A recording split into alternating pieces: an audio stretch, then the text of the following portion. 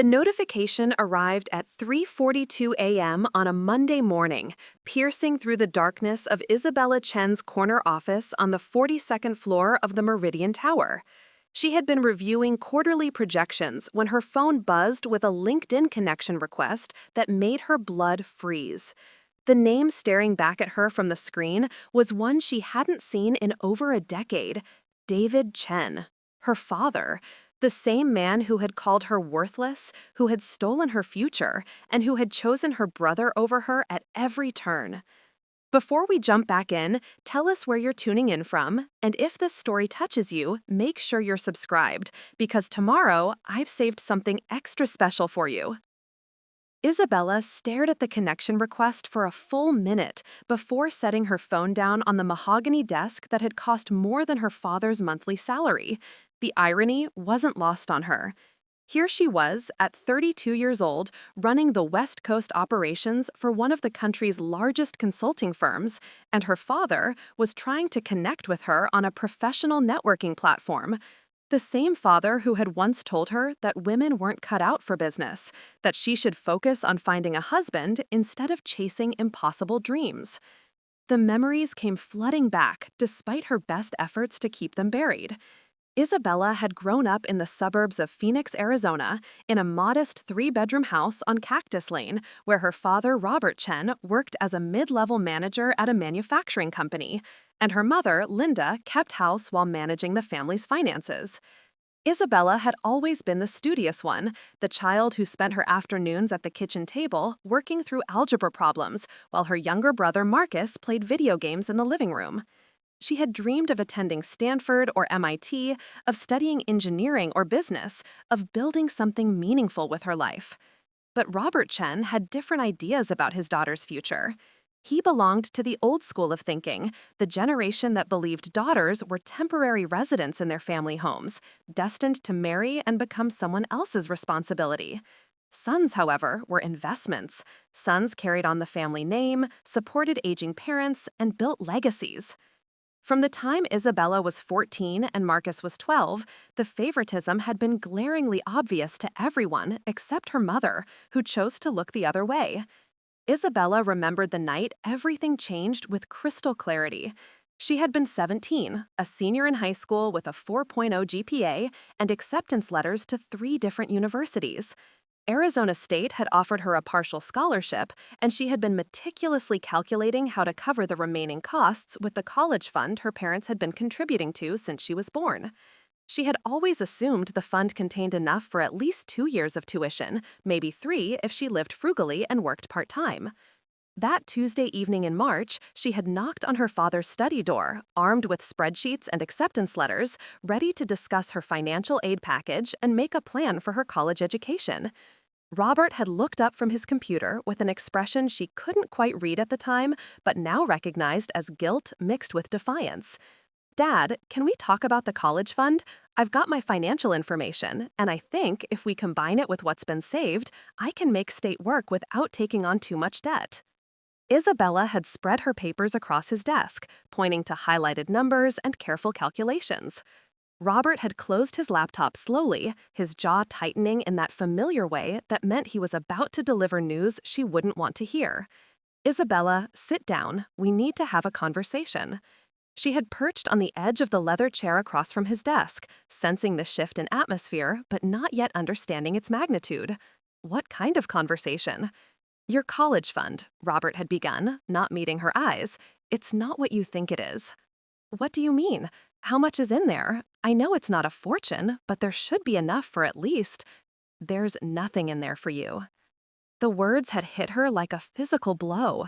Isabella had stared at her father, certain she had misheard him. "What?" "I used the money for something else, something more important." "More important than my education?" Her voice had started to rise, but Robert had held up his hand to silence her. "Marcus is going to need that money more than you do. He's not as naturally smart as you are. He's going to need every advantage he can get to succeed in life. You, on the other hand," Robert had gestured dismissively at her perfect transcript and acceptance letters, "you're resourceful. You'll figure something out." Isabella had felt the world tilt beneath her feet. "You gave my college fund to Marcus? All of it? It was never your college fund specifically. It was the family's college fund, and I decided it would be better used on your brother. He's going to carry on the Chen name. He's going to take care of us when we're older. Investing in his future is investing in the whole family's future. And what about my future? Isabella had whispered, her voice barely audible. Robert had leaned back in his chair, his expression hardening into something cold and dismissive. Your future is whatever man you marry decides it should be. You don't need an expensive education to be a wife and mother. In fact, too much education might hurt your chances of finding a good husband. Men don't like women who think they're smarter than them.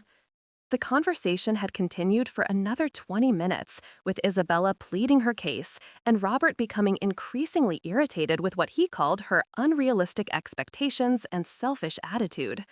He had accused her of being ungrateful for everything he and Linda had provided, of thinking she was too good for the life they had built, of being influenced by feminist propaganda that filled girls' heads with impossible dreams.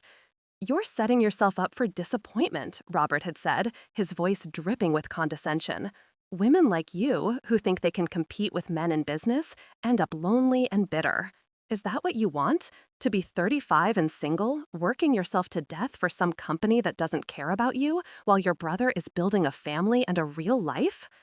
Isabella had left his study that night feeling like her entire world had collapsed. The money she had counted on, the future she had planned, the support she had taken for granted, all of it was gone, transferred to a brother who had never shown any interest in higher education and who had spent his high school years barely maintaining a C average. But the betrayal hadn't ended there. Over the following weeks, as Isabella scrambled to figure out how to finance her education, she discovered the full extent of her father's favoritism. The college fund hadn't just been redirected to Marcus, it had been combined with additional money Robert had borrowed against the house to send his son to a private university in California. Marcus, who had never expressed any career ambitions beyond playing video games professionally, was being set up with a full 4-year education at a prestigious school, while Isabella was told to consider community college or trade school. The breaking point had come during a family dinner in April, just 2 months before graduation. Isabella had spent the day at the guidance counselor's office, exploring her options: student loans, work-study programs, anything that might make higher education possible. She had come home exhausted and discouraged, only to find Marcus bragging about his acceptance to UC San Diego and the apartment Robert had already secured for him near campus. Preparing and narrating this story took us a lot of time, so if you are enjoying it, subscribe to our channel. It means a lot to us. Now back to the story. "It's going to be amazing," Marcus had said, barely looking up from his plate. "Dad's covering everything for the first 2 years, and by then, I'll have figured out what I want to major in." Isabella had set down her fork and looked directly at her father. "So let me get this straight. Marcus gets a full ride to a UC campus with no clear career goals, while I get told that my dreams are unrealistic?" Robert's face had flushed red. "Your brother is going to be a Chen for his entire life. He's going to carry our family forward. You're going to be someone else's wife with someone else's name. That's not certain. Maybe I don't want to get married. Maybe I want to build a career and contribute to society, and maybe you need to accept reality instead of living in a fantasy." Robert had slammed his hand on the table, making the dishes jump. "I'm not wasting good money on some pipe dream about you becoming a businesswoman. You want an education? Get married to someone who can afford to send you to school for fun."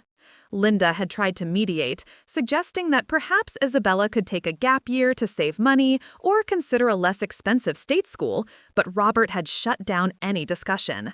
As far as he was concerned, the decision was final. The money was Marcus's, and Isabella needed to stop being selfish and dramatic about it. That night, Isabella had made a decision that would define the rest of her life.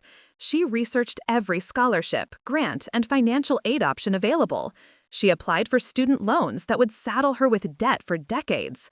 She found a job at a local restaurant where she could work nights and weekends.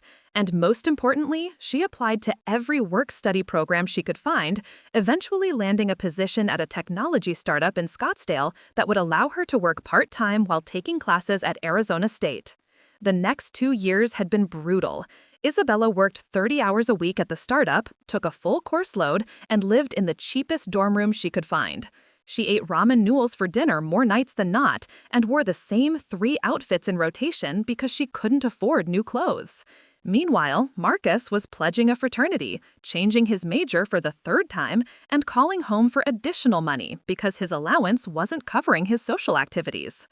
But something remarkable had happened during those lean years. The startup where Isabella worked had been developing innovative project management software, and her natural organizational skills and business instincts had caught the attention of the founders.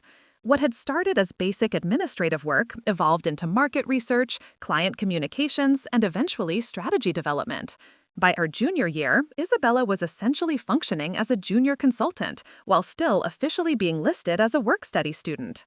Dr. Rebecca Martinez, her business professor and academic advisor, had been the first person to recognize Isabella's potential and tell her she was capable of more than she had ever imagined. Dr. Martinez had connected Isabella with internship opportunities, introduced her to networking events, and eventually recommended her for a competitive program that placed high-achieving students with consulting firms in Los Angeles and San Francisco. "You have something special," Dr. Martinez had told Isabella during their final meeting before graduation. "You have the analytical skills of an engineer, the communication skills of a seasoned executive, and the work ethic of someone who has fought for everything she's achieved. Don't let anyone convince you to settle for less than extraordinary." Isabella had graduated summa cum laude with degrees in business administration and information systems, and 3 job offers from major consulting firms. She had chosen Morrison & Associates in San Francisco, drawn by their reputation for promoting talent based on merit rather than connections. Her starting salary was more than her father made after 20 years in manufacturing. The first few years in San Francisco had been a whirlwind of client projects, cross-country travel, and rapid promotions. Isabella discovered she had an intuitive understanding of organizational dynamics and a talent for diagnosing operational inefficiencies that other consultants missed. She could walk into a struggling company and within 2 weeks identify the root causes of their problems and develop actionable solutions. Her specialty became corporate turnarounds, working with family-owned businesses and small to medium enterprises that were failing due to poor management, outdated processes, or internal conflicts.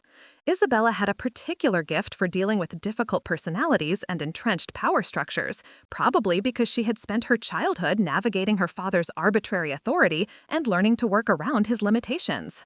By 28, she had been promoted to senior consultant. By 30, she was managing her own team and developing client relationships worth millions of dollars annually. And now, at 32, she was the youngest regional director in Morrison & Associates history, overseeing the West Coast operations and earning more in bonuses than most people made in base salary. Throughout her rise, Isabella had maintained minimal contact with her family. She sent a Christmas card each year with a generic update about her work, and she called her mother on birthdays and holidays, but she had not spoken to her father since the night he told her that her dreams were unrealistic. Linda would occasionally mention that Robert was proud of her success, but he never said so directly, and Isabella had learned to live without his approval. Marcus, meanwhile, had taken 6 years to graduate with a degree in communications and had bounced between several entry-level jobs in marketing and social media management. Linda's updates suggested he was finally settling down, working for a small advertising agency in Phoenix and dating a teacher named Jennifer who seemed to have a stabilizing influence on him. Isabella had thought that chapter of her life was permanently closed, that she had successfully built a new identity and a new family among her colleagues and friends in San Francisco. She had a beautiful apartment in Pacific Heights, a circle of accomplished professional women who served as her chosen family, and a career trajectory that showed no signs of slowing down. And then, David Chen had sent her a LinkedIn connection request at 3:42 a.m. on a Monday morning, shattering the careful boundaries she had constructed around her past. Isabella picked up her phone and clicked on his profile. The photograph showed a man in his late 50s, graying at the temples, wearing a suit that looked expensive but somehow didn't quite fit properly. His title read Regional Sales Manager at a company she had never heard of, Pinnacle Manufacturing Solutions. His experience section told an interesting story. After 20 years at his previous company, Robert had apparently been laid off during a restructuring in 2019. He had spent 8 months unemployed before landing the position at Pinnacle, where he had been for the past 3 years. His most recent update, posted just 2 weeks ago, was about attending a business development conference in San Francisco. San Francisco, her city, the place she had built her new life, the place where she was known and respected and successful. And now her father was encroaching on her territory, probably hoping to leverage her professional network for his own benefit. Isabella scrolled through his connections and found several familiar names, clients she had worked with, colleagues from other consulting firms, even two of her direct reports at Morrison & Associates. The realization hit her like a physical blow. Her father wasn't just in San Francisco on business, he was actively networking in her professional community, trading on their shared last name, and probably claiming some credit for her success. She opened her laptop and began researching Pinnacle Manufacturing Solutions. The company was smaller than she had expected, specializing in supply chain optimization for mid-sized manufacturers. Their website featured testimonials from satisfied clients and case studies of successful projects, but something about the whole operation felt slightly off-brand, like they were trying too hard to appear more established than they actually were. A deeper dive into their financial records, accessible through her corporate databases, revealed that Pinnacle was struggling. They had lost 3 major clients in the past year, and their revenue had dropped by 35%. The company was actively seeking new business, which explained why Robert was attending networking events and reaching out to potential connections. Isabella scrolled through his connections and found several familiar names, clients she had worked with, colleagues from other consulting firms, even two of her direct reports at Morrison & Associates. The realization hit her like a physical blow. Her father wasn't just in San Francisco on business, he was actively networking in her professional community, trading on their shared last name, and probably claiming some credit for her success. She opened her laptop and began researching Pinnacle Manufacturing Solutions. The company was smaller than she had expected, specializing in supply chain optimization for mid-sized manufacturers. Their website features testimonials from satisfied clients and case studies of successful projects, but something about the whole operation felt slightly off-brand, like they were trying too hard to appear more established than they actually were. A deeper dive into their financial records, accessible through her corporate databases, revealed that Pinnacle was struggling. They had lost 3 major clients in the past year, and their revenue had dropped by 35%. The company was actively seeking new business, which explained why Robert was attending networking events and reaching out to potential connections. Isabella's phone buzzed with a text message from an unknown number. "Isabella, this is your father. I know it's been a long time, but I'm in San Francisco for business, and I'd love to take you to dinner. I'm very proud of what you've accomplished, and I think we have a lot to catch up on." She stared at the message, her mind racing. After 15 years of silence, after stealing her college fund and calling her dreams unrealistic, after choosing her brother over her at every opportunity, Robert Chen was reaching out because he needed something from her. The timing was too convenient, the sudden interest in reconciliation too obviously connected to his professional struggles. But as Isabella sat in her corner office, looking out at the city lights and thinking about the journey that had brought her here, she realized that her father's reappearance might actually be an opportunity. For years, she had fantasized about the day when he would have to acknowledge her success, when he would have to admit that he had been wrong about her potential. She had imagined various scenarios where she would have the chance to prove that his investment in Marcus had been a waste, while his dismissal of her had been the mistake of a lifetime. Now that opportunity was presenting itself, but not in the way she had expected. Robert wasn't coming to her as a proud father seeking reconciliation. He was coming to her as a struggling businessman, hoping to exploit their family connection for professional gain. The irony was almost too perfect to believe. Isabella picked up her phone and typed a response. "I'm available Thursday evening. Meet me at Atelier Cren at 7 p.m. I'll make the reservation." Atelier Cren was the kind of restaurant where a single meal cost more than Robert used to spend on groceries for a month. It was the sort of place where her father would feel completely out of his element, where every detail would underscore the vast difference between the life he had dismissed as impossible and the reality she had created for herself. As she hit send, Isabella began to formulate a plan. She would meet with her father, she would listen to whatever pitch he was preparing, and then she would make him understand exactly what his favoritism and small-mindedness had cost him. But first, she needed to do some more research. If Robert was going to try to use her professional connections for his benefit, she wanted to understand exactly what kind of position he was in and what kind of leverage she might have. The next morning, Isabella arrived at her office early and spent 2 hours digging into every aspect of Pinnacle Manufacturing Solutions and Robert Chen's professional situation. What she discovered was even more interesting than she had expected. Pinnacle wasn't just struggling, they were in serious trouble. Their biggest client had terminated their contract 6 months ago after a series of missed deadlines and quality control issues. Two of their senior managers had left for competitors, taking institutional knowledge and client relationships with them. And, according to industry rumors, they were actively looking for a buyer or a strategic partnership to avoid bankruptcy. More intriguingly, Isabella discovered that several of Pinnacle's former clients were companies she had worked with in her consulting practice. Morrison and Associates had actually been hired by 2 different manufacturers to clean up operational problems that Pinnacle had failed to solve. In both cases, Isabella's team had identified the root issues and implemented solutions within months of taking over the projects. She also learned that Robert's position at Pinnacle was more precarious than his LinkedIn profile suggested. As regional sales manager, he was responsible for bringing in new business, but the company's declining reputation was making that increasingly difficult. According to her sources in the industry, Pinnacle's sales team was under tremendous pressure to find new clients or face additional layoffs. Armed with this information, Isabella began to see the full scope of the opportunity her father's reappearance represented. He wasn't just asking for her help, he was desperate for it. His job, his income, possibly his entire career depended on his ability to turn around Pinnacle's business development efforts. And she was perfectly positioned to either help him succeed or watch him fail. The thought of having that kind of power over the man who had dismissed her dreams and stolen her future was intoxicating. For the first time in 15 years, Isabella held all the cards in their relationship.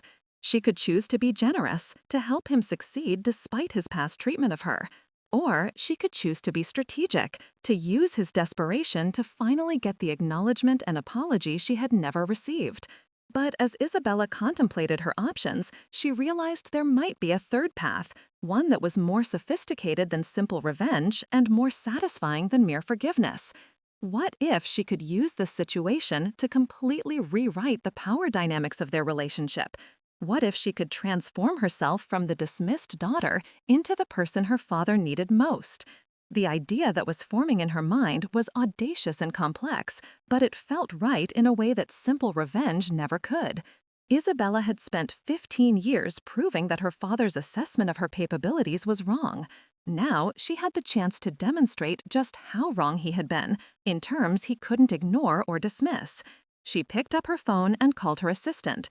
"Maria, I need you to clear my schedule for Thursday afternoon.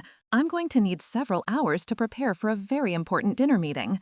"Of course, Miss Chen. Anything else?"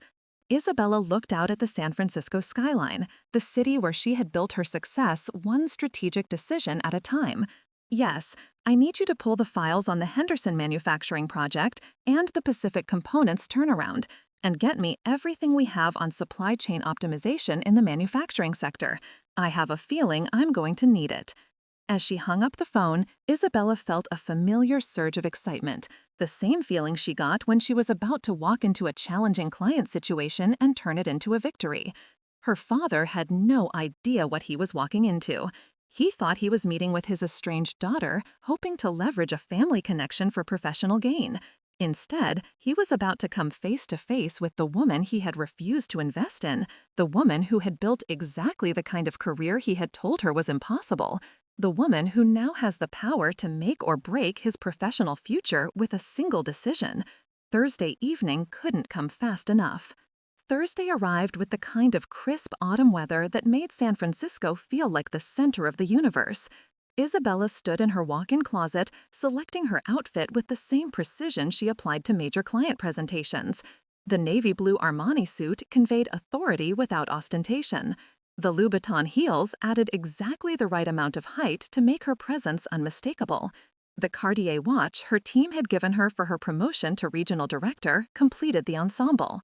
Every detail was calculated to communicate success, power, and the vast distance she had traveled from the girl who had once begged for college tuition money. At Morrison & Associates, Isabella's reputation for meticulous preparation was legendary. She never entered a meeting without knowing more about the subject matter than anyone else in the room. Today would be no exception. She spent the morning reviewing everything she had compiled about Pinnacle Manufacturing Solutions, cross-referencing their failed projects with industry reports and client testimonials. By noon, she had a clearer picture of the company's problems than most of their own employees probably possessed. Pinnacle's core issue wasn't just financial instability or market competition. They had a fundamental problem with execution and client relationship management. Time and time again, they promised deliverables they couldn't provide, took on projects that exceeded their capabilities, and failed to communicate effectively when problems arose. The pattern was so consistent that Isabella began to suspect it reflected leadership issues at the highest levels. She placed a call to Janet Morrison, the founding partner of her firm, and someone whose judgment she trusted implicitly. Janet had built Morrison & Associates from a 3-person operation into one of the most respected consulting companies on the West Coast by developing an uncanny ability to assess business situations and the personalities driving them. "Isabella, what can I do for you?" Janet's voice carried the warmth of someone who had mentored Isabella through every major milestone of her career. "I need your perspective on something that might become professional," Isabella said, settling into the leather chair behind her desk. "My estranged father has contacted me after 15 years of silence. He works for a company that's struggling, and I think he wants to leverage our family connection to access our client network." Janet was quiet for a moment, and Isabella could practically hear her processing the implications. "What company?" "Pinnacle Manufacturing Solutions. Robert Chen is their regional sales manager." "I know Pinnacle," Janet said, and there was something in her tone that made Isabella sit up straighter. "We've been watching them for months. They've botched several projects that eventually came to us for cleanup. In fact, we just submitted a proposal to acquire their client contracts and key personnel." Isabella felt her pulse quicken. Acquire them? More like absorb what's salvageable and let the rest dissolve. Their operational model is fundamentally flawed, but they have relationships with manufacturers we'd like to work with. It would be a strategic acquisition, not a rescue operation. The implications hit Isabella like lightning. Morrison & Associates was positioning to take over Pinnacle's business, which meant her father's job was about to disappear regardless of any networking efforts he might make. But it also meant she had access to information and influence that could dramatically alter the trajectory of the evening's conversation. "Janet, I need to ask you something, and I need you to be completely honest with me. Always. If my father comes to dinner tonight expecting me to help him generate leads for Pinnacle, what should I tell him?" "Tell him the truth. His company is failing because they don't deliver on their promises. Tell him that in our industry, reputation is everything, and Pinnacle's reputation is damaged beyond repair. And tell him that if he's smart, he'll start looking for another job before the acquisition announcement goes public." Isabella thanked Janet and hung up, her mind racing with possibilities. The evening had suddenly become exponentially more complex. She wasn't just meeting with the father who had dismissed her dreams. She was meeting with an employee of a company her firm was about to acquire. The power dynamic had shifted so dramatically that she almost felt dizzy contemplating it. Her phone buzzed with a text from Robert. "Looking forward to dinner. I've been following your career from a distance, and I'm genuinely impressed with what you've built." Following her career from a distance, the phrase rankled more than she expected. For 15 years, she had achieved milestone after milestone with no acknowledgement from the man who had raised her. Now, suddenly, when he needed something from her, he was impressed. Isabella spent the afternoon refining her strategy. She could approach the dinner as a daughter seeking closure, focusing on the emotional wounds and the need for apology.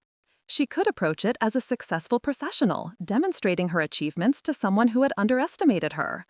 Or she could approach it as a strategic business meeting, using her superior knowledge and position to control the entire conversation. The third option felt the most authentic to who she had become. Isabella had learned years ago that emotional appeals rarely changed people's fundamental attitudes.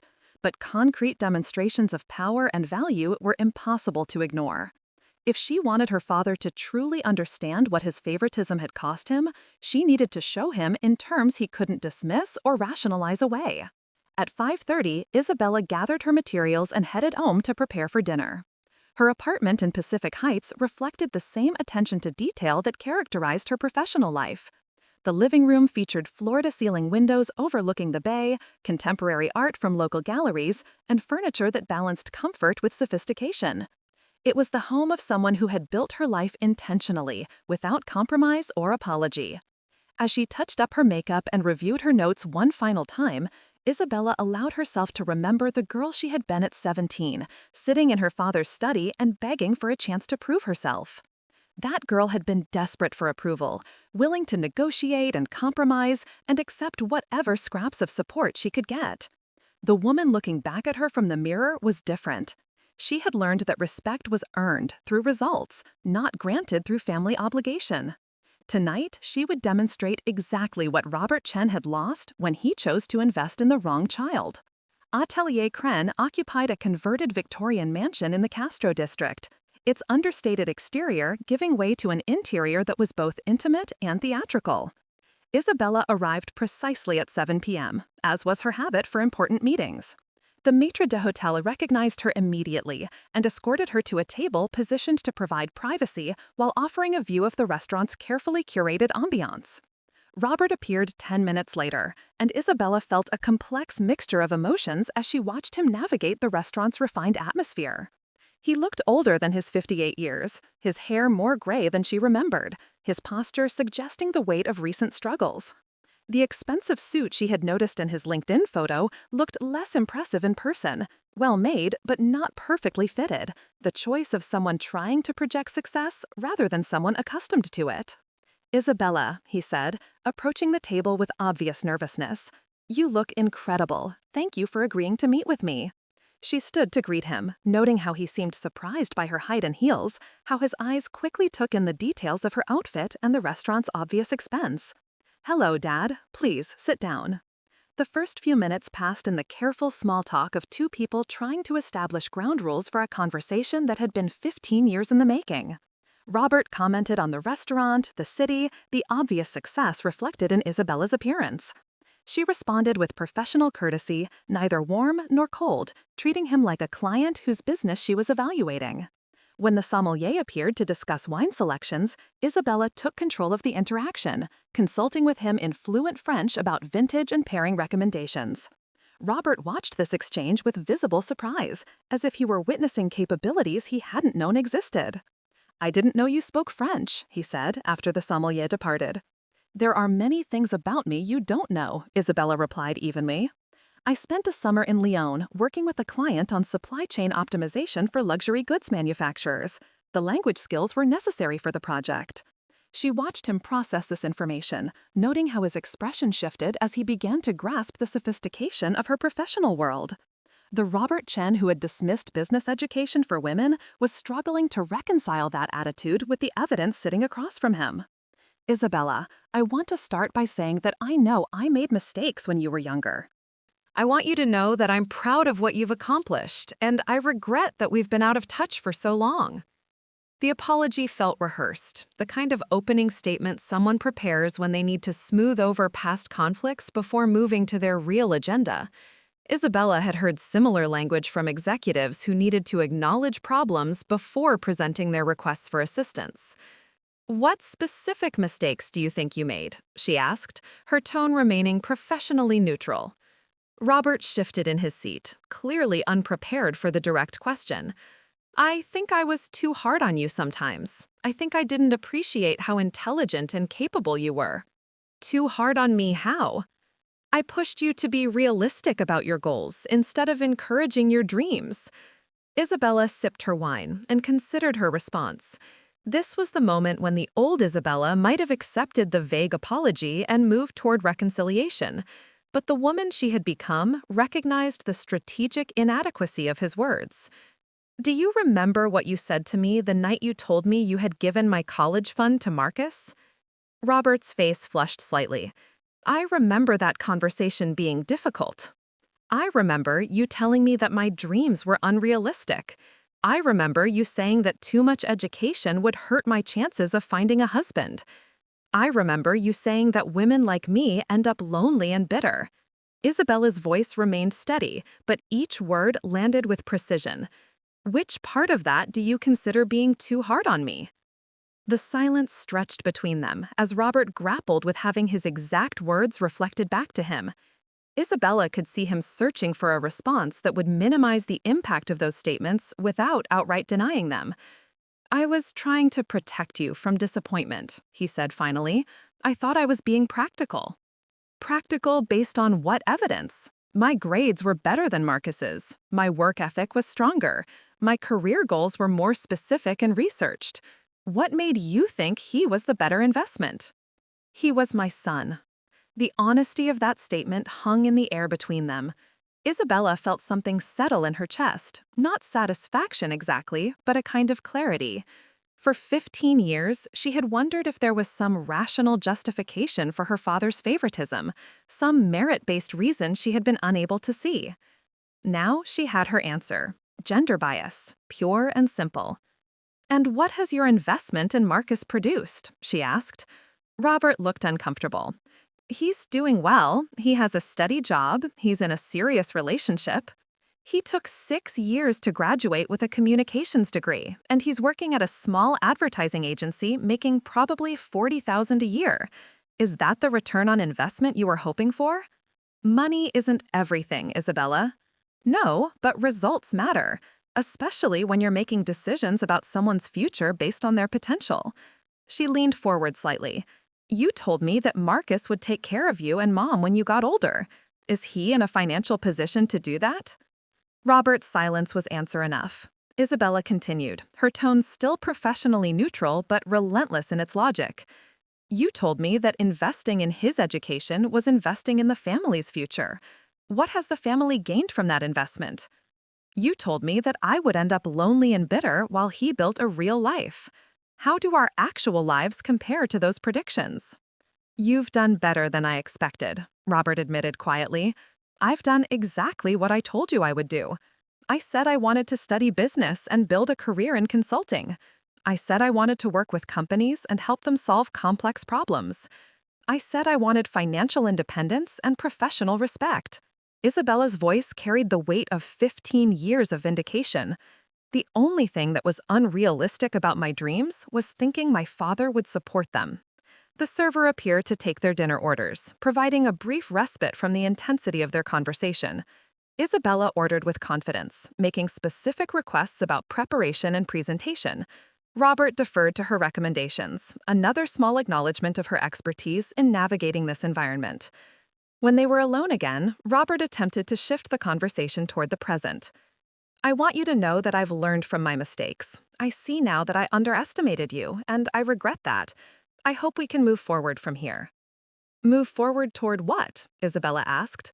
"Toward rebuilding our relationship, toward being a family again." Isabella studied her father's face, looking for signs of genuine remorse versus strategic positioning. "Tell me about Pinnacle Manufacturing Solutions," she said. The abrupt topic change caught Robert off guard, and Isabella saw something flicker in his expression that looked very much like relief. They were entering territory where he felt more comfortable, where he could present himself as having valuable knowledge and experience. "It's a good company," he said, his voice taking on the practiced rhythm of a sales presentation. "We specialize in supply chain optimization for mid-sized manufacturers. I've been with them for 3 years now, and I've learned a tremendous amount about the industry." "What's your role there exactly?" "Regional sales manager for the Western Territories. I'm responsible for identifying potential clients, developing relationships, and closing contracts for our services. How's business?"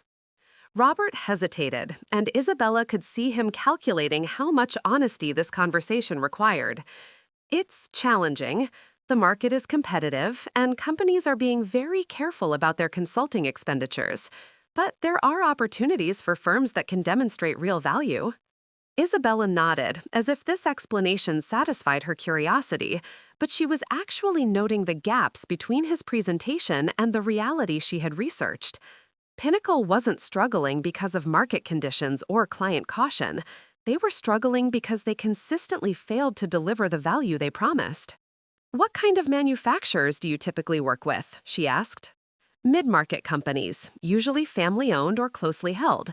They often have growth ambitions that exceed their current operational capabilities. We help them streamline processes, optimize inventory management, implement quality control systems." "And how do you typically find these clients?" "Networking, referrals, industry conferences. It's a relationship-based business. People have to trust you before they'll let you into their operations." Isabella could see where this conversation was heading. Robert was establishing the importance of relationships and trust, laying the groundwork for his request. She decided to accelerate the timeline.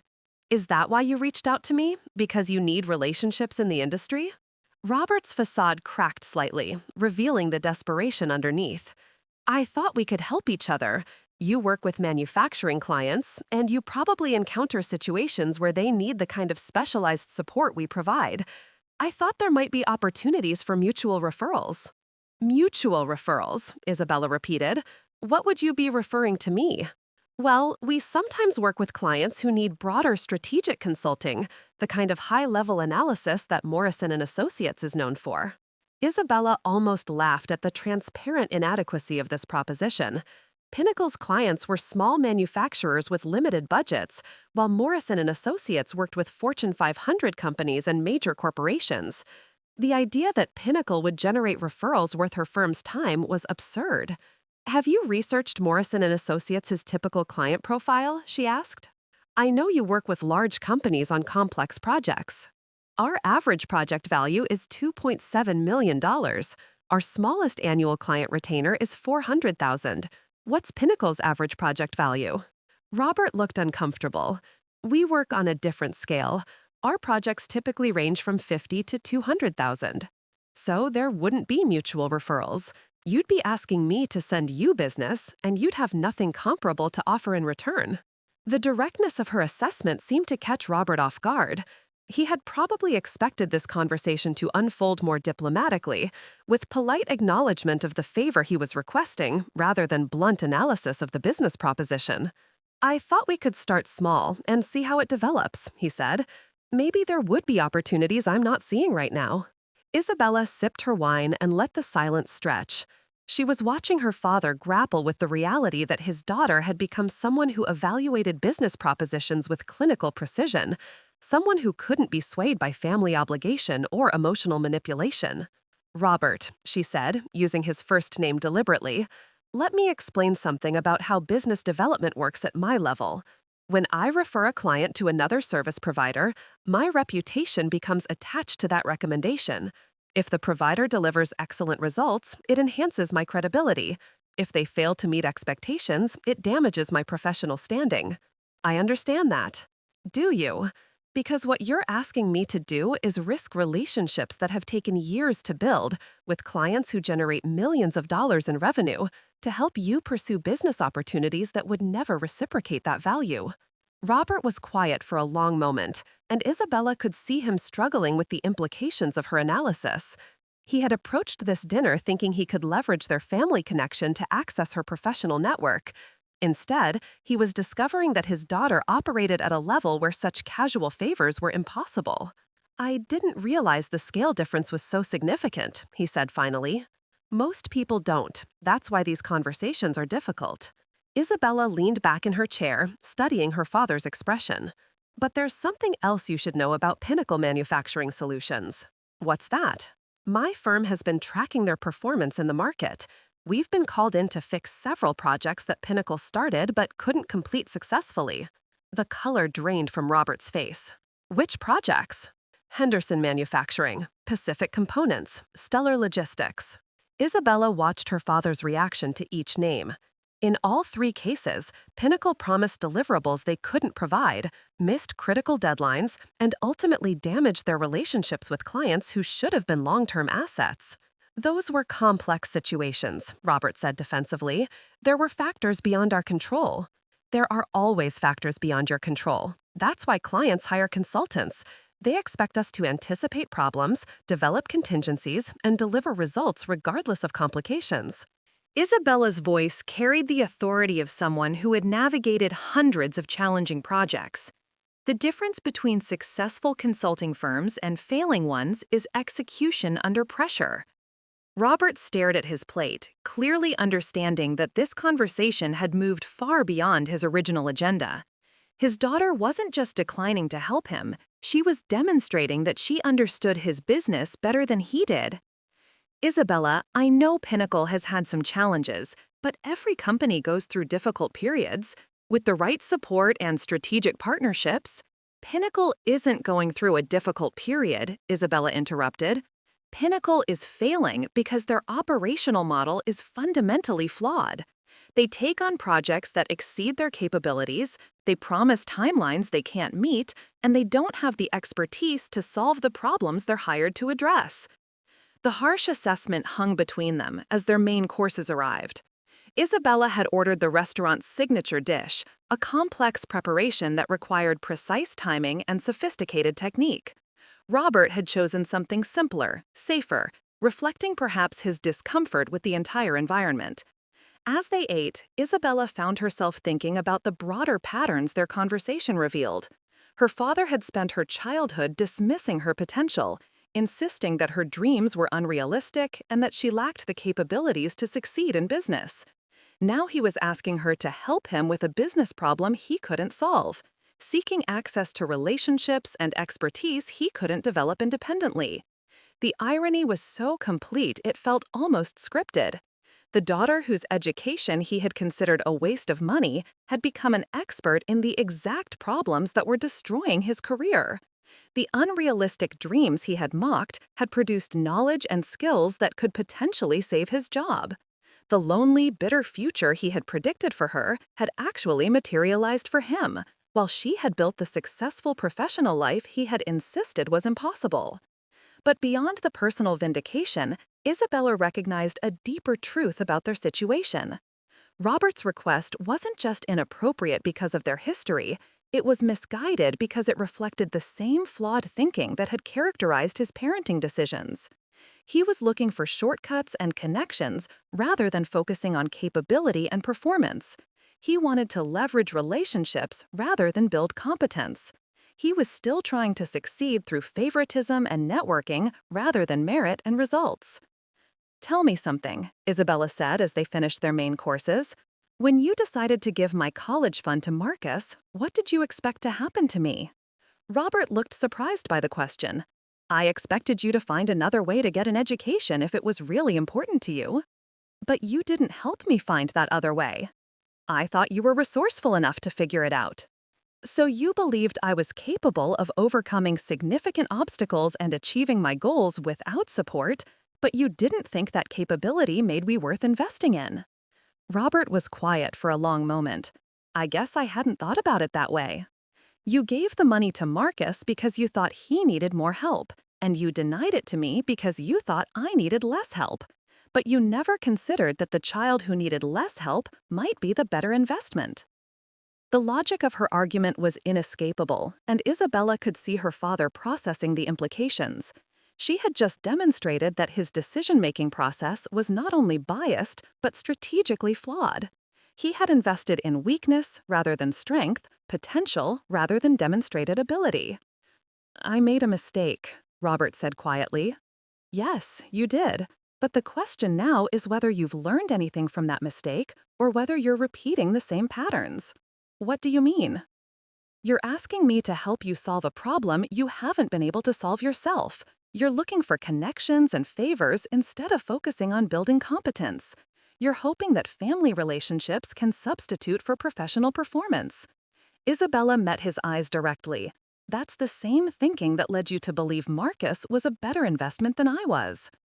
The server appeared to clear their plates and offer dessert selections, but Isabella declined for both of them. She could see that Robert was overwhelmed by the conversation, struggling to process not just her refusal to help him, but her analysis of why his request was fundamentally misguided. "I should tell you something else," Isabella said as they waited for coffee. "Morrison and Associates has been in discussions about acquiring Pinnacle's client contracts and key personnel." Robert's face went white. "What kind of discussions?" The kind that happen when a consulting firm is failing and a larger company sees an opportunity to absorb their market relationships while letting their operational structure dissolve. When? The timeline depends on several factors, but these discussions typically move quickly once they reach the serious stage. Isabella watched her father absorb this information, seeing him understand that his job security was even more precarious than he had realized. His company wasn't just struggling, it was actively being targeted for acquisition by the firm his daughter worked for. "Are you involved in these discussions?" Robert asked. "I'm aware of them. As regional director, I'm consulted on strategic decisions that affect our West Coast operations." The full implications of their conversation were beginning to dawn on Robert. He had come to dinner hoping to leverage his family connection with a successful daughter. Instead, he had discovered that his daughter worked for the company that was preparing to absorb his failing employer. The power dynamic wasn't just unbalanced, it was completely inverted from what he had expected. "Isabella, is there anything I can do to position myself better for whatever happens with Pinnacle?" The question represented a fundamental shift in their interaction. Robert was no longer asking for favors or trying to network his way into opportunities. He was asking for advice from someone whose expertise he finally recognized as superior to his own. "Are you asking me for professional consulting?" Isabella asked. "I'm asking my daughter for help understanding a situation that affects my career and my family's financial security." Isabella considered her response carefully. This was the moment when she could choose mercy or justice, compassion or consequence. She could offer guidance that might help him navigate the challenging transition ahead, or she could let him face the results of his professional inadequacy without assistance. But as she looked at her father, Isabella realized that neither mercy nor justice was the right framework for this moment. What she was actually witnessing was the natural consequence of a lifetime of poor decision-making, both personal and professional. Robert's current situation wasn't the result of bad luck or unfair treatment. It was the predictable outcome of choosing favoritism over merit, shortcuts over competence, and relationships over results. "I'll give you the same advice I would give any professional in your situation," Isabella said finally. "Start looking for another job immediately." Update your resume, activate your network, and be prepared to market yourself effectively to potential employers. If Pinnacle is acquired, the acquiring company will retain only the most valuable personnel, and that determination will be based on performance and client relationships, not seniority or loyalty. Is there anything else? Yes. When you interview for new positions, be prepared to explain specifically what value you bring to an organization. Not what you've been responsible for, but what measurable results you've produced. If you can't articulate your value proposition clearly, you'll struggle to find opportunities at the level where you want to work. Robert nodded slowly, and Isabella could see him trying to process not just her advice, but the broader reality it revealed. His daughter had become someone whose professional judgment was authoritative, whose assessment of his situation was probably more accurate than his own.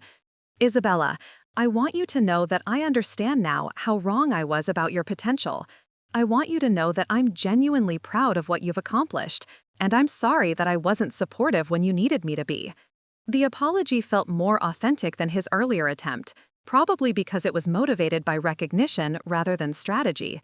Isabella accepted it with a nod, but she wasn't ready to offer forgiveness just yet. "The support I needed 15 years ago was financial investment in my education and emotional confirmation that my goals were achievable. I don't need that support anymore. What I need now is for you to understand that your decision to prioritize Marcus over me wasn't just hurtful, it was objectively wrong from a strategic standpoint. I understand that now. Do you? Because I'm not just successful in spite of your lack of investment, I'm successful in exactly the way I told you I would be, doing exactly what I said I wanted to do. The dreams you called unrealistic became the foundation for everything I've built." Robert was quiet for a long moment, staring into his coffee cup. "What do you want from me now?" "I want you to acknowledge that your assessment of my capabilities was completely wrong. I want you to admit that your decision to give my college fund to Marcus was a mistake that cost both of us opportunities we can never recover. And I want you to understand that the professional knowledge and relationships you were hoping to access tonight exist because I built them without your help or approval. I acknowledge all of that. And I want you to think carefully about the pattern of thinking that led to those decisions, because you're still making choices based on the same flawed assumptions. You came here tonight looking for shortcuts and connections instead of focusing on building your own competence and value. That's the same mentality that made you think Marcus was a better investment than I was. Isabella signaled for the check, and Robert made a gesture toward his wallet that she dismissed with a shake of her head.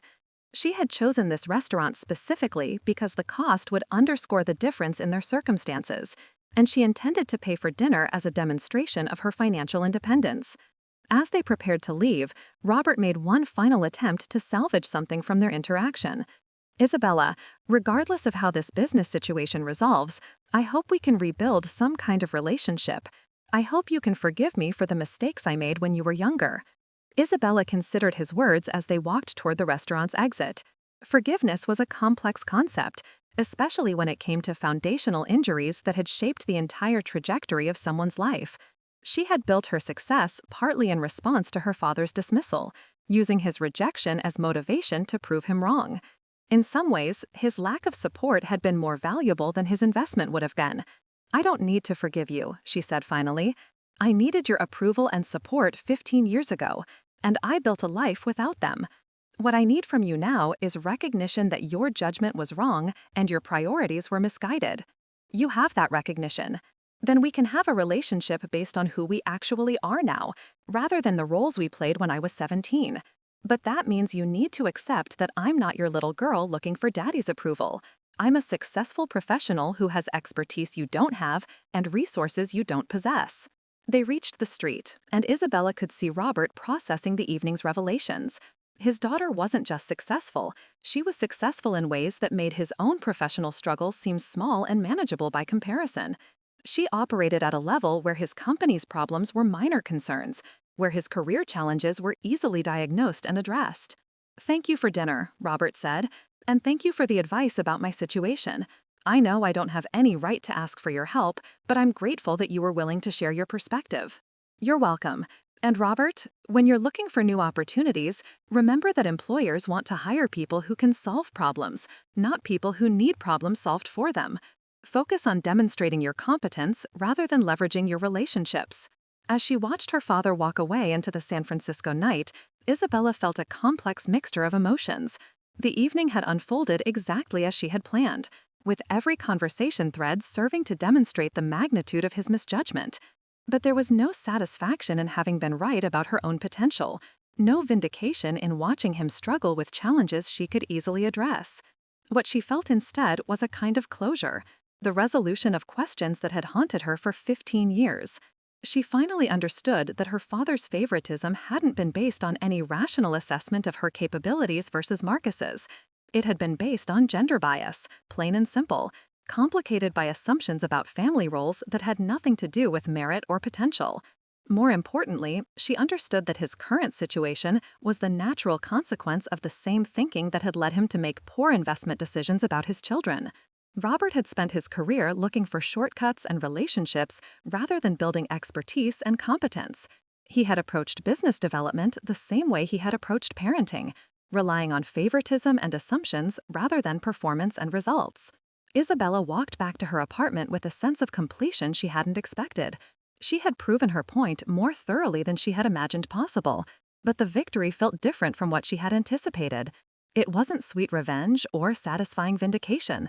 It was simply the natural resolution of a story that had been building toward this moment for 15 years.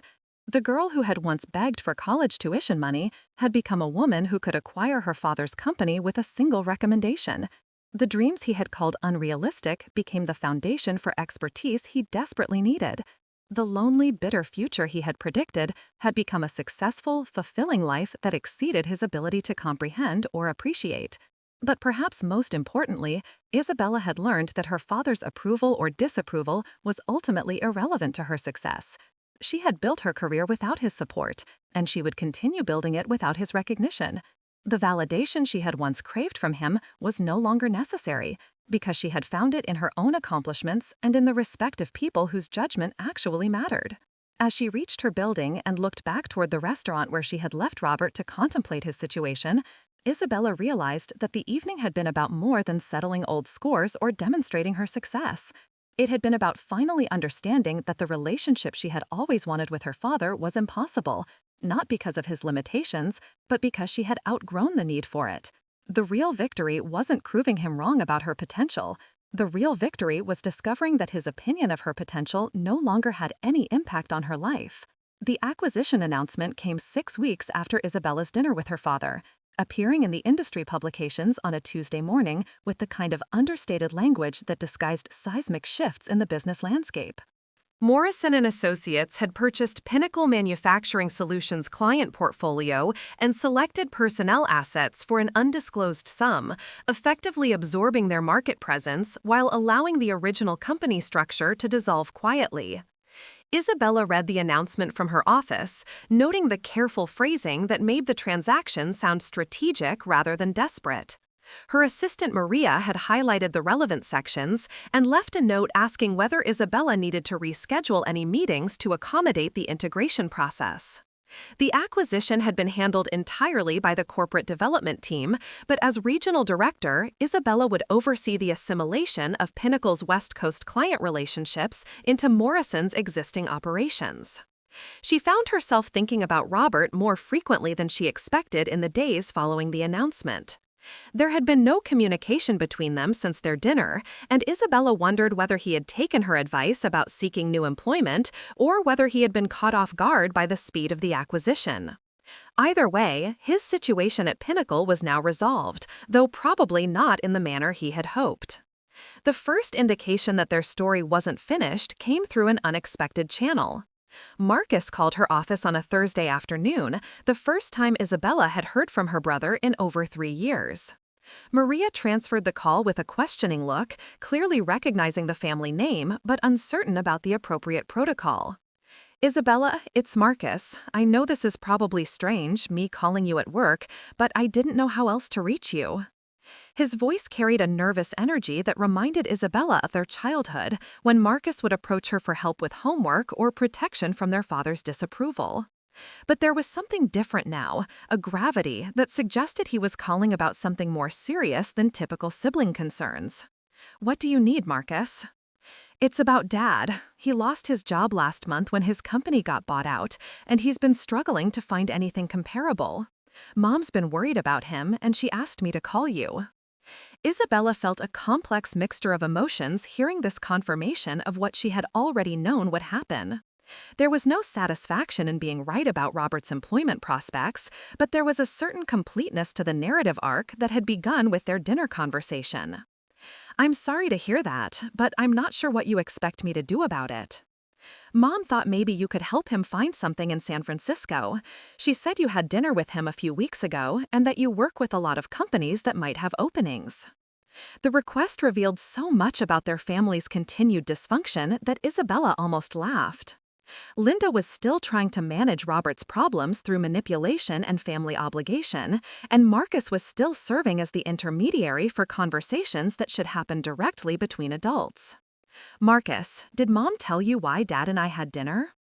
"She said you two were reconnecting and discussing business opportunities." Isabella could see how Linda would frame the situation in those terms, transforming Robert's desperate networking attempt into a positive family reconciliation story. The reality was more complicated and less flattering, but it served Linda's narrative needs to present it as mutual professional interest. "The business opportunity your father was interested in was getting referrals from my client network to help his sales numbers at Pinnacle. He wasn't offering me career assistance, he was asking for favors that could potentially damage my professional reputation." "Oh."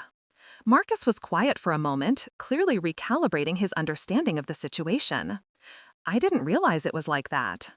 Most people don't understand how business development works at the executive level. The relationships take years to build, and they're based on consistent performance and mutual benefit. You can't just leverage family connections to generate opportunities. "But you could help him find a job, right? You must know companies that are hiring." Isabella recognized the assumption underlying Marcus's question, the same thinking that had characterized their family's approach to success and advancement for as long as she could remember. They believed that achievement was primarily about connections and favors, that professional opportunities came through networking rather than competence, that family relationships should translate automatically into career assistance. Marcus, let me ask you something. When you were looking for jobs after graduation, did Dad help you find opportunities through his professional network?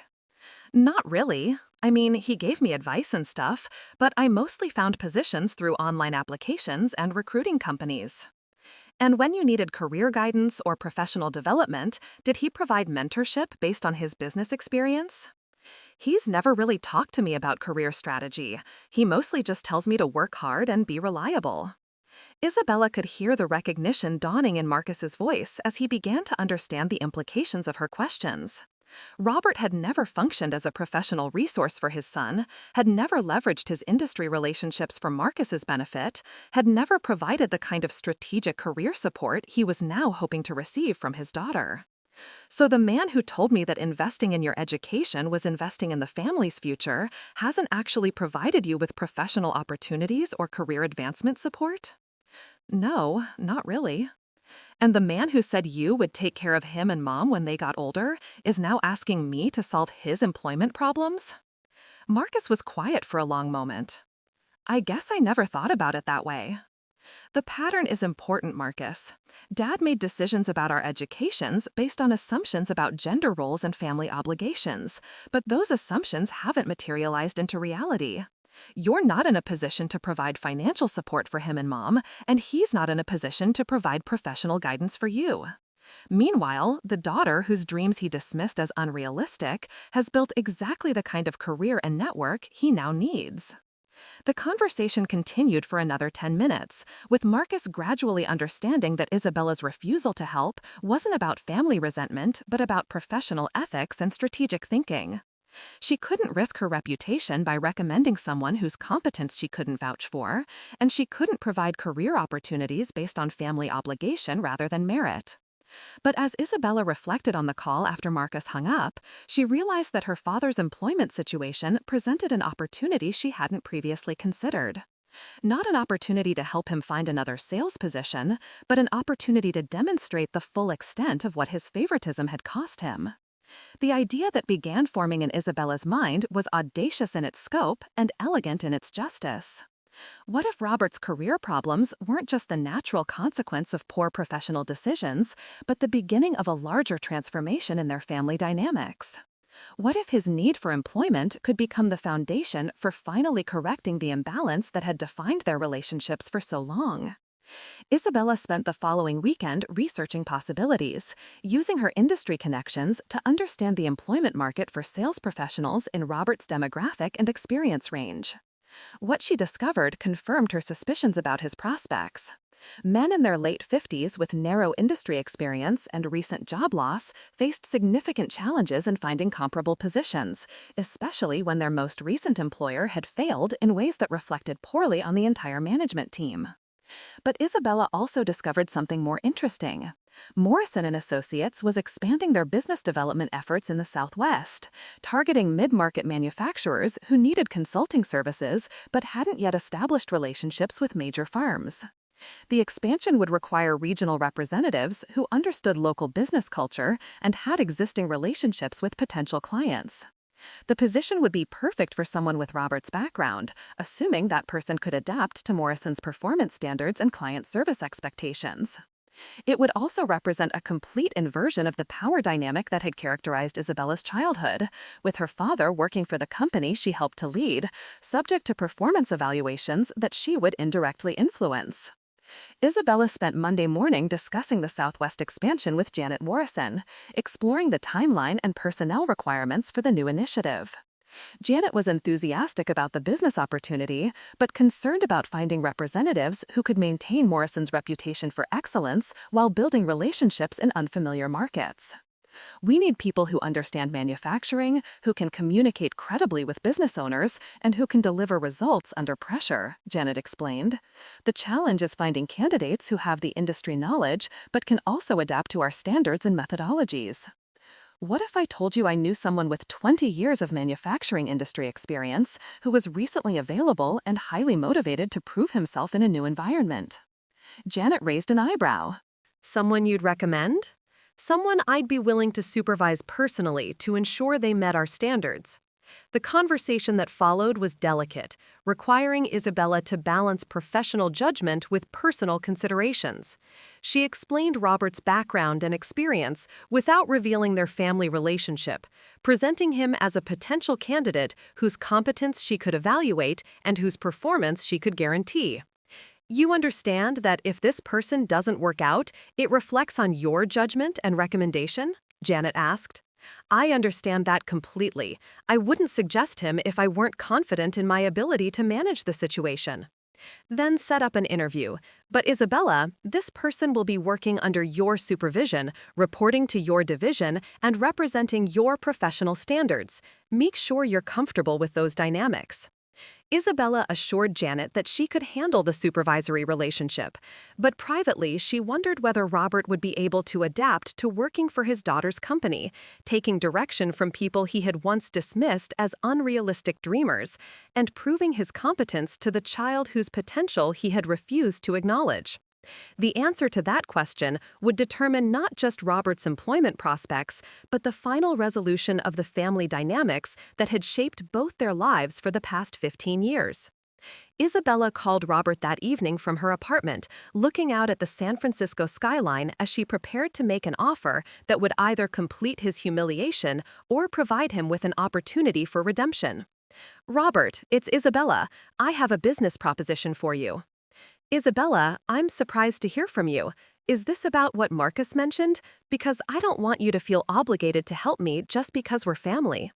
"This isn't about family obligation. This is about business opportunity. Morrison & Associates is expanding into the Southwest market, and we need a regional representative with manufacturing industry experience." Robert was quiet for a moment, processing the implications of her statement. "Are you offering me a job?" "I'm offering you an interview for a position that would utilize your existing relationships and industry knowledge, assuming you can meet Morrison's performance standards and adapt to our client service methodologies." "What would the position involve?" "Business development with mid-market manufacturers, project coordination with our consulting teams, and client relationship management. The base salary would be $90,000, plus performance bonuses that could add $30,000 to $50,000 annually depending on results." Isabella heard Robert's sharp intake of breath as he processed the financial details. The total compensation package was nearly double what he had been making at Pinnacle, but it came with expectations and accountability that his previous positions hadn't demanded. "What would the reporting structure be?" "You would report to the regional director for West Coast operations." "Which is you?" "Which is me." The silence stretched between them as Robert grappled with the reality of what Isabella was proposing. She was offering him financial security and professional opportunity, but at the cost of acknowledging her authority and superior judgment. He would be working for the daughter whose capabilities he had dismissed, proving his competence to the child he had refused to invest in. "Isabella, I appreciate the offer, but I'm not sure working for you would be good for either of us, given our history." "Our history is exactly why I'm making this offer. You told me once that women like me end up lonely and bitter, while men like Marcus build real lives and take care of their families. You said that investing in his education was investing in the family's future, while my dreams were unrealistic fantasies." "I know what I said, and I was wrong." "Being wrong isn't enough anymore, Robert. I need you to understand the full extent of what your judgment cost both of us. You need to experience what it means to work for someone whose potential you refuse to recognize." Isabella could hear him breathing, considering her words and their implications. She was offering him employment, but she was also offering him education, the chance to understand through direct experience what her success actually meant and what his dismissal had actually cost. "What would you expect from me in this position?" "I would expect you to generate $2 million in new business annually within your territory. I would expect you to maintain client satisfaction scores above 90% on all projects you coordinate. I would expect you to learn Morrison's methodologies and apply them consistently, even when they contradict approaches you've used in the past." And if I don't meet those expectations? Then you would be terminated, just like any employee who doesn't perform adequately. Your family relationship with me wouldn't protect you from the consequences of poor performance. Robert was quiet for several minutes, and Isabella wondered whether she had pushed too hard, whether the conditions she was imposing were more punitive than educational. But she also knew that anything less than complete accountability would undermine the lesson she was trying to teach. "I'll take the job," Robert said finally. "When would I start?" "You'll interview first with Janet Morrison and 2 senior partners. You'll need to demonstrate your knowledge of the industry, your understanding of client relationship management, and your ability to adapt to our corporate culture. The interview process is rigorous, and family relationship won't influence the decision." "I understand." "And Robert, if you're hired, you'll be working for Morrison and Associates, not for me personally. You'll be representing our brand, our reputation, and our standards. Any failure on your part reflects on the entire organization." "I understand that too." Isabella provided him with the details for scheduling his interview and hung up, uncertain whether she had just offered her father redemption or set him up for a more complete failure than anything he had experienced at Pinnacle. Either way, she would finally have definitive proof of whether Robert Chen could adapt to working for the daughter whose dreams he had once dismissed as impossible. The interview took place 2 weeks later in Morrison's downtown offices, with Isabella deliberately absent from the process to avoid any appearance of favoritism. Janet conducted the session along with David Kim, the senior partner who oversaw business development, and Marie Rodriguez, the managing director of client relations. Isabella received their assessment that afternoon in a conference room, overlooking the bay, where the 3 partners delivered their verdict with the kind of careful diplomacy that suggested a complex evaluation. "He has extensive industry knowledge and genuine relationships with potential clients," Janet began. "His understanding of manufacturing processes is sophisticated, and he clearly knows how to communicate with business owners in that sector." "But," Isabella prompted, hearing the reservation in Janet's tone. "But his approach to problem solving is reactive rather than strategic. He's accustomed to responding to immediate client demands rather than anticipating long-term needs. He talks about relationship management in terms of personal connections rather than systematic value delivery." David Kim nodded in agreement. "His sales experience is solid, but it's based on order-taking rather than consultative selling." He doesn't seem to understand the difference between providing what clients ask for and providing what they actually need. "Can he learn?" Isabella asked. "That's the key question," Marie responded. "He's 58 years old, with 20 years of established professional habits. Adapting to our methodologies would require not just learning new techniques, but unlearning old assumptions about how consulting relationships work." Isabella absorbed their assessment, recognizing that they were describing exactly the limitations she had identified during her dinner with Robert. His professional challenges weren't just about market conditions or industry changes, they were about fundamental approaches to business that had become obsolete in a more sophisticated consulting environment. "What's your recommendation?" Janet leaned back in her chair, considering her words carefully. "Normally, we wouldn't hire someone with these limitations, but if you're willing to provide intensive supervision and coaching, and if he's genuinely motivated to change his approach, it could work. The question is whether you want to take on that level of management responsibility." "I'm willing to do whatever it takes to ensure his success or document his failure conclusively."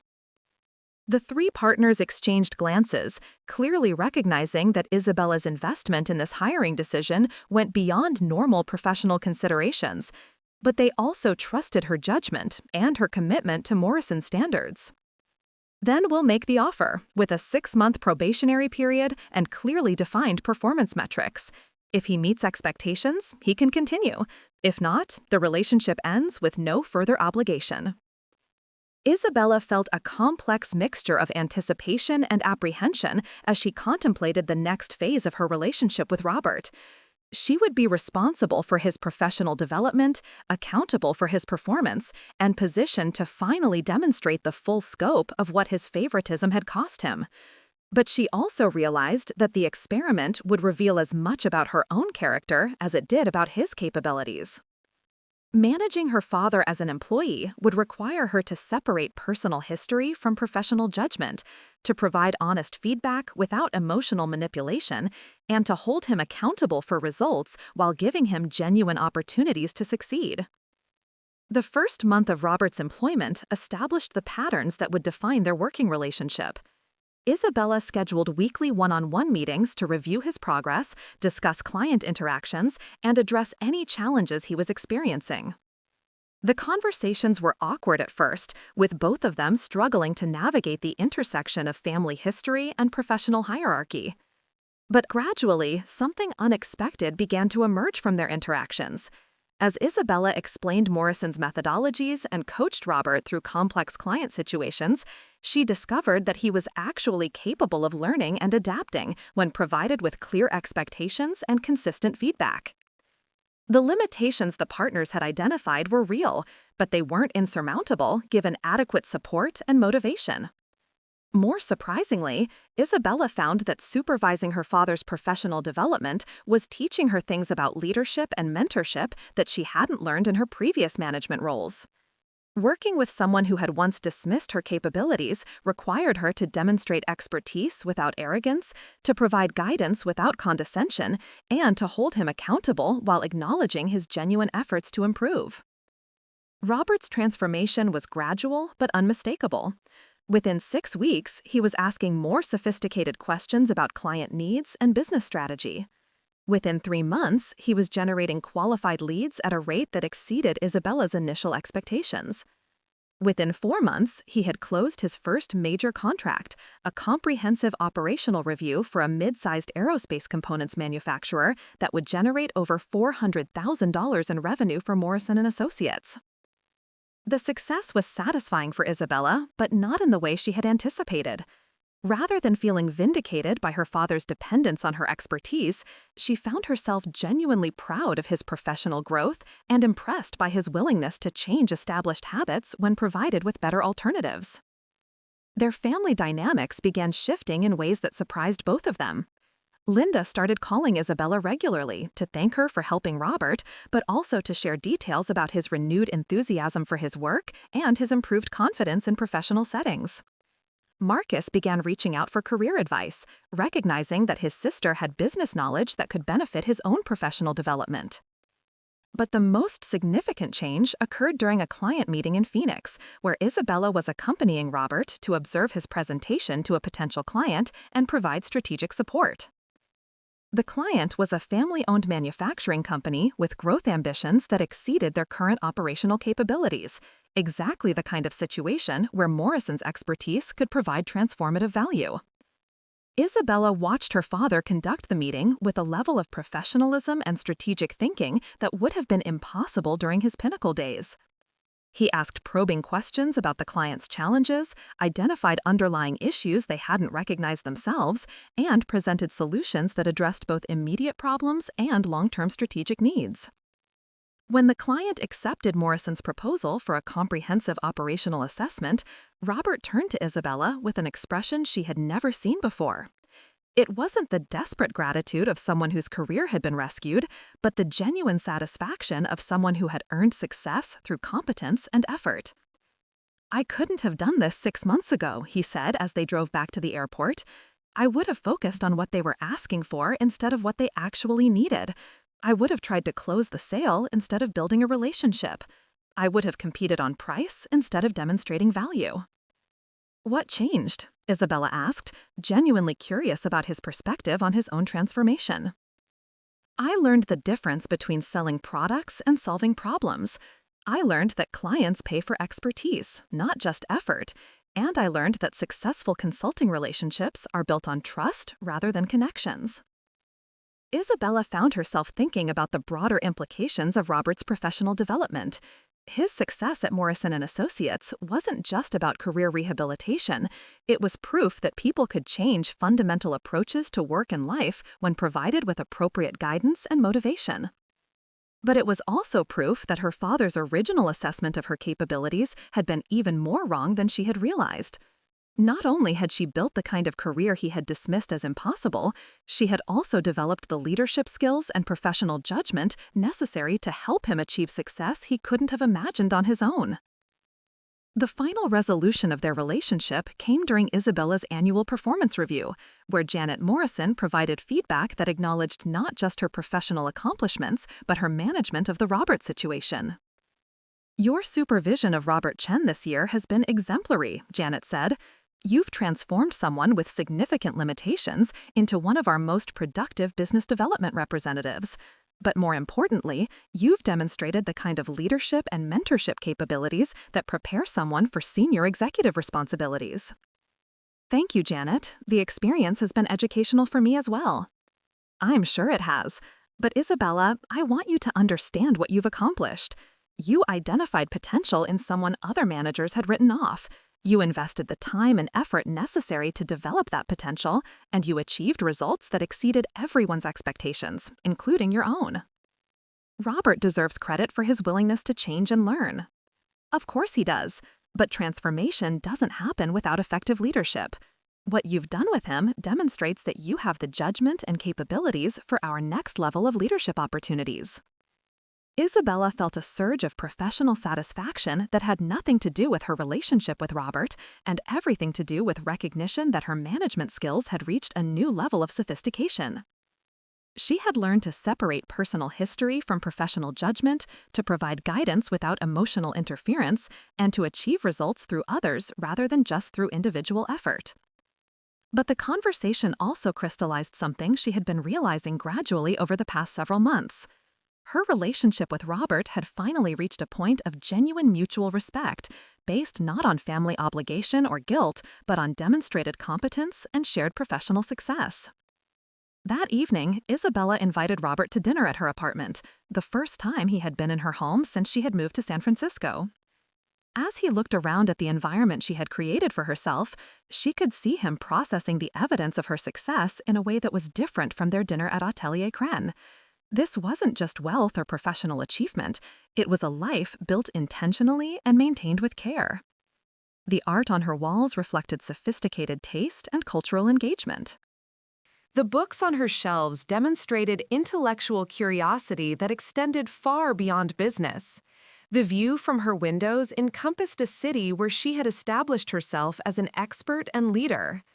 "Isabella, I need to tell you something I should have said months ago," Robert began as they sat down for dinner.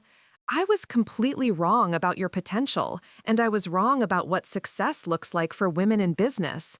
I was wrong about the value of education, and I was wrong about the importance of supporting your dreams instead of dismissing them. I know you were wrong. The question is whether you understand why you were wrong. I think I do now. I made assumptions about gender roles and family obligations that had nothing to do with your actual capabilities or interests. I prioritized Marcus because I thought sons were more important than daughters, not because he showed more potential or deserved more investment." Isabella nodded, appreciating that his analysis went beyond surface-level apologies to address the underlying thinking that had shaped his decisions. "And I want you to know that watching you work this year, seeing how you've managed my professional development and helped me achieve things I couldn't have accomplished on my own, has taught me what real leadership looks like." What does real leadership look like? It looks like identifying people's potential and helping them achieve it, even when they can't see it themselves. It looks like providing guidance and support while holding people accountable for results. It looks like building success through others rather than just through individual effort. Isabella realized that her father was describing exactly the kind of leadership she had provided for him, but also the kind of leadership he had failed to provide for her 15 years earlier. The contrast was so complete that it felt like a final confirmation of how thoroughly their roles had reversed. "Robert, I want you to understand something. The success you've achieved this year at Morrison isn't just about learning new techniques or adapting to our methodologies. It's about becoming the kind of professional you always had the potential to be, but never had the guidance to develop. I understand that, and I want you to understand that the guidance I've provided for you is exactly what I needed from you when I was 17 and planning my education. I needed someone to believe in my potential, to provide resources and support for developing it, and to hold me accountable for achieving my goals. Robert was quiet for a long moment, and Isabella could see him processing the full implications of what she was saying. She wasn't just demonstrating her success, she was showing him what he could have been as a father if he had approached parenting with the same strategic thinking and supportive leadership he had learned to apply in his professional life. I can't change the decisions I made 15 years ago, Robert said finally, but I can make sure I never make similar mistakes again. And I can make sure that Marcus and any other young people in our family receive the kind of support and guidance you should have had from me. Isabella felt something settle in her chest, a sense of completion that had been building throughout the year of working with her father. This wasn't just professional success or personal vindication, it was the resolution of a family dynamic that had shaped both their lives in ways that were finally coming full circle. Robert, I want you to understand something. The success you've achieved this year at Morrison isn't just about learning new techniques or adapting to our methodologies. It's about becoming the kind of professional you always had the potential to be, but never had the guidance to develop. I understand that. And I want you to understand that the guidance I've provided for you is exactly what I needed from you when I was 17 and planning my education. I needed someone to believe in my potential, to provide resources and support for developing it, and to hold me accountable for achieving my goals. Robert was quiet for a long moment, and Isabella could see him processing the full implications of what she was saying. She wasn't just demonstrating her success, she was showing him what he could have been as a father if he had approached parenting with the same strategic thinking and supportive leadership he had learned to apply in his professional life. I can't change the decisions I made 15 years ago, Robert said finally, but I can make sure I never make similar mistakes again. And I can make sure that Marcus and any other young people in our family receive the kind of support and guidance you should have had from me. Isabella felt something settle in her chest, a sense of completion that had been building throughout the year of working with her father. This wasn't just professional success or personal vindication, it was the resolution of a family dynamic that had shaped both their lives in ways that were finally coming full circle. There's something I want to show you, Isabella said, walking to her desk and retrieving a folder. These are letters of recommendation I've written for young women in our company who are applying to graduate school or seeking new career opportunities. She handed Robert several pages, each one detailed and specific in its assessment of capabilities, potential, and achievements. The language was sophisticated and authoritative, clearly written by someone whose judgment carried significant weight in professional environments. This is what advocacy looks like, Isabella continued. This is what it means to invest in someone's potential and help them achieve opportunities they couldn't access on their own. Robert read through the letters carefully, and Isabella could see him recognizing the kind of support and validation she was providing for other people's daughters, the kind of professional mentorship and relationship development he had never offered to his own child. Isabella, I understand now what I should have done for you, and I understand what I cost both of us by failing to do it. And I understand that the best way to honor that recognition is to continue providing this kind of support for other people who need it, regardless of whether they're family members. They spent the rest of the evening discussing their plans for the future, both professional and personal. Robert was exceeding his performance targets at Morrison and positioning himself for additional responsibilities in the Southwest expansion. Isabella was being considered for a promotion to Senior Regional Director, with oversight of multiple territories and strategic planning responsibilities. But perhaps most importantly, they had found a way to build a relationship based on mutual respect and shared values rather than family obligation or historical grievance. Isabella had gotten something she had never expected to receive from her father: genuine acknowledgement of her capabilities and authentic appreciation for her achievements. Robert had gotten something he had never expected to need from his daughter: professional guidance that transformed his career trajectory and personal mentorship that helped him become a better version of himself. As Isabella walked her father to the door that evening, she reflected on the journey that had brought them to this point. The girl who had once begged for college tuition money had become a woman capable of providing career opportunities for the man who had denied her that support. The dreams he had dismissed as unrealistic had become the foundation for success that exceeded his ability to comprehend or achieve independently. But the real transformation wasn't about revenge or vindication. It was about demonstrating that success was possible through merit and competence, that leadership was about developing others' potential rather than advancing only your own interests, and that families could be redefined by mutual respect rather than traditional obligations. The call that had started this entire story, Marcus reaching out for help with their father's employment situation, had led to something neither of them could have anticipated. Instead of providing a simple favor or professional referral, Isabella had created an opportunity for genuine transformation that benefited everyone involved. Robert had learned to be a more effective professional and a more supportive family member. Marcus had gained access to career guidance he had never received from his father. Linda watched her husband rediscover confidence and purpose in his work.